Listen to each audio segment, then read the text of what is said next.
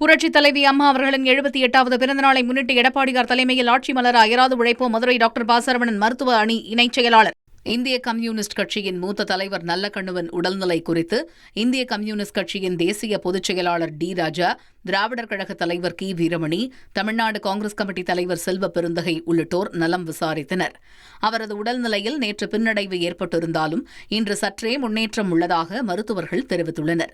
இருப்பினும் உடல்நிலை இன்னும் கவலைக்கிடமாகவே உள்ளது என டி. ராஜா கவலை தெரிவித்தார். 24 மணி நேர தீவிர சிகிச்சை கண்காணிப்பு பிரிவில் நல்லக்கண்ணு சிகிச்சை பெற்று வருகிறார். இந்திய கம்யூனிஸ்ட் கட்சியின் மூத்த தலைவர் நல்லக்கண்ணு தொடர்பாக சமூக வலைதளங்களில் பரவி வரும் தவறான தகவல்களை நம்ப வேண்டாம் என இந்திய கம்யூனிஸ்ட் கட்சியின் சார்பில் கேட்டுக் கொள்ளப்பட்டுள்ளது. ராஜீவ்காந்தி அரசினர் பொது மருத்துவமனையில் தீவிர சிகிச்சை பிரிவில் சிகிச்சை பெற்று வரும் அவரின் உடல்நிலை தற்போது சீராக இருப்பதாக அக்கட்சியின் மாநில துணை செயலாளர் பெரியசாமி தெரிவித்துள்ளார்.